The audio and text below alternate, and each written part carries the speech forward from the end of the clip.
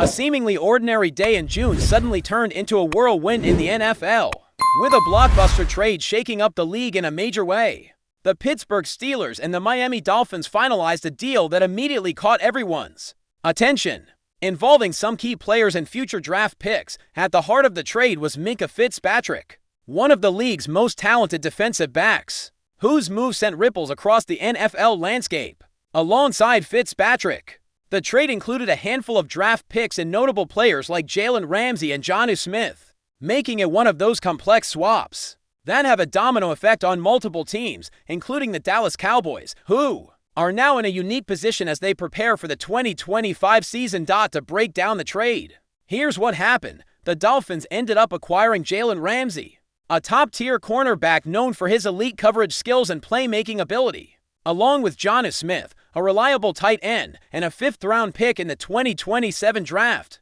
Meanwhile, the Steelers got Minkah Fitzpatrick, a cornerstone safety who has been a critical part of their defense, plus a fifth-round pick of their own in the 2027 draft. Initially, reports suggested Ramsey was simply heading to Pittsburgh, but as the negotiations unfolded, the deal evolved into a swap that included Fitzpatrick moving the other way and the addition of Smith to Miami's roster. The back-and-forth nature of the reporting revealed just how dynamic and unpredictable these trades can be, highlighting the intensity and rapid pace of NFL front office decisions, especially as teams look to position themselves for success both in the short term and the long term. For the Cowboys, the news carries specific implications. Ramsey will no longer be a potential target for Dallas, which, in hindsight, might not come as a surprise. Ramsey's price tag was already high before this trade, making it difficult for the Cowboys to compete financially. It's interesting to note that Ramsey actually secured a pay raise as a result of this deal, which is somewhat unusual in trade scenarios and speaks to his value on the market. Credit to Ramsey's camp for negotiating effectively, as they managed to guarantee some incentives that boosted his overall compensation by roughly $1.5 million. This upward shift in his contract made it even less likely that Dallas would pursue him aggressively, considering the team's salary cap and roster construction priorities.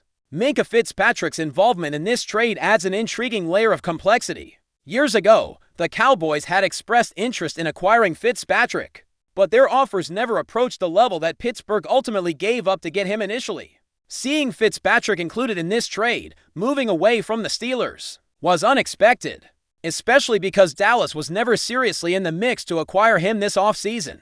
The fit just wasn't right financially or strategically. Adding to that, the Cowboys were never seriously pursuing Jonnu Smith either. His contract of 1 year at $2 million was not something Dallas was willing to take on given their roster needs and salary cap situation. Looking deeper into Dallas's cornerback situation, Ramsey's trade out of reach forces them to explore other options. While the cornerback market is now clearer with Ramsey off the board, the Cowboys still have to address their secondary needs thoughtfully.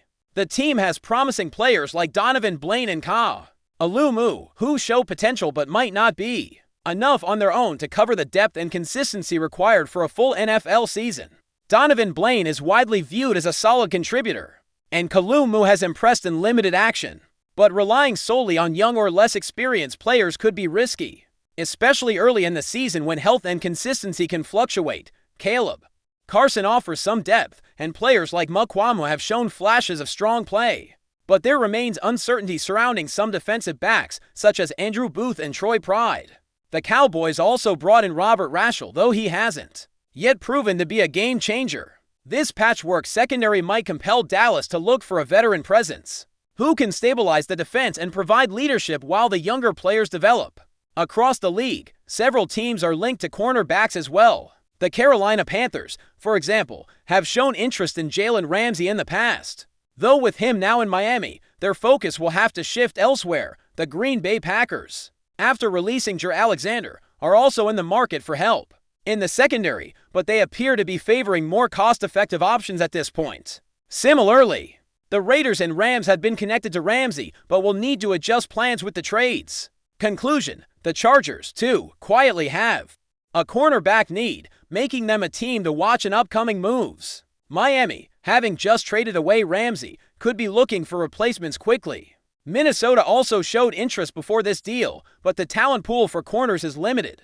and not all available options meet the caliber team's desire. Turning back to the Cowboys, there are still some significant free agent options at the cornerback position worth monitoring.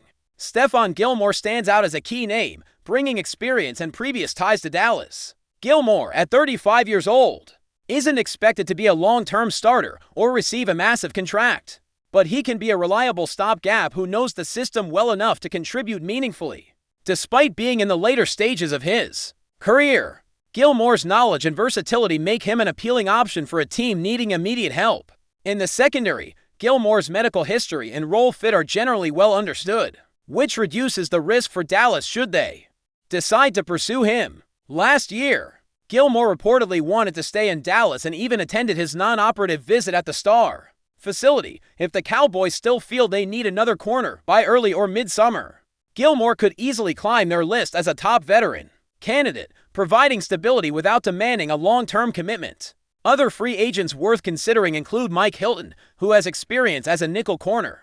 While his performance has had ups and downs, with some teams even benching him on crucial downs, Hilton's strengths as a run-stopping nickel specialist could fill a specific role that the Cowboys might find valuable. However, Dallas will have to weigh whether they want to move some players around, such as shifting Donovan Blaine to the outside to maximize Hilton's effectiveness. Russell Douglas is another corner likely to find a team by training camp, although speculation around the Texans and other clubs has been inconsistent. Seattle recently acquired Shaq Griffin, who at 30 years old is looking for a chance to start a full season. Griffin could be a potential fit for teams like Miami that need reliable playing time. At cornerback, meanwhile, Asante Samuel Jr. remains a wild card due to a recent neck surgery, which raises concerns about his long-term durability. Neck injuries are notoriously tricky in football, often signaling the beginning of significant challenges for players' careers. Samuel only played 4 games last season due to stinger issues, and the surgery is supposed to fix that.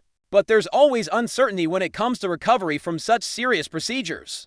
Given the medical concerns, the Cowboys will have to be cautious if they consider Samuel, balancing the potential upside with the risks involved.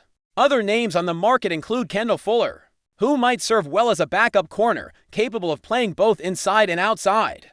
Fuller's reliability has been questioned in recent years, but as a fourth option behind younger starters, he could provide a steady presence and valuable experience. Jack Jones, on the other hand, is more of a gamble. When he's good, he's really good.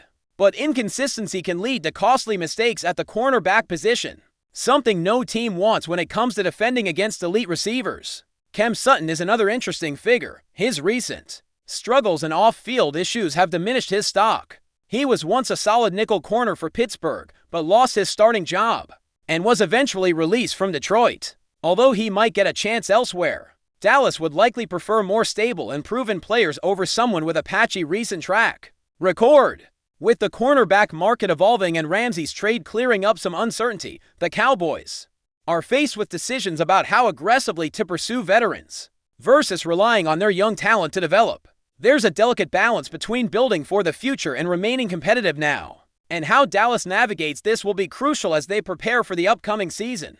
Amidst all this, the spirit of America's team continues to thrive, with the Cowboys' 4th of July gear already available for fans looking to show their support.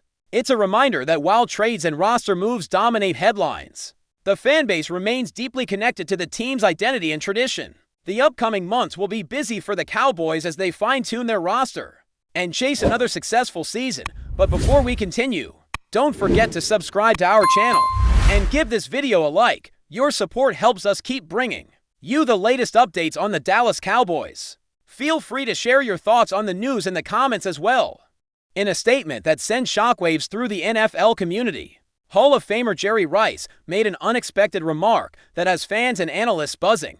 During a recent interview, the legendary wide receiver best known for his iconic years with the San Francisco 49ers offered glowing praise for the Dallas Cowboys, a team historically seen as a fierce rival to his former franchise. While Rice didn't hint at any official involvement with the Cowboys, his comments have sparked rumors and speculation about his motivations and what this could mean moving forward. Rice, never one to shy away from offering candid takes, described the Cowboys as looking like a real contender and lauded their toughness, discipline, and explosive playmaking. He even went as far as to say, "This is the best I've seen Dallas look in a long time. They're playing with that swagger that wins championships for fans of the 49ers." The statement felt almost sacrilegious, Rice praising them. The NFL world is now abuzz with theories. Some suggest Rice is simply acknowledging good football when he sees it, while others wonder if there's more beneath the surface. Could he be softening his stance toward a historic foe for a future media role with the Cowboys network? Or perhaps he sees echoes of his own greatness in the current Cowboys roster, particularly in their wide receivers. Social media, predictably, has been a whirlwind. Cowboys fans are celebrating the unexpected endorsement, while for Niners loyalists are left scratching their heads. Jerry Rice hyping up Dallas, one user posted. "What timeline are we in?" Meanwhile, sports talk shows are running with the narrative, framing it as a potential shift in allegiance or, at the very least, a signal that something is changing. In how legends of the game view today's NFL landscape, one thing is certain. Jerry Rice's comments have reignited the spotlight on the Cowboys, who were already under intense scrutiny this season. Whether it was an innocent compliment or something more calculated, the NFL rumor mill is in full swing, and as history shows, where there's smoke, there's often fire.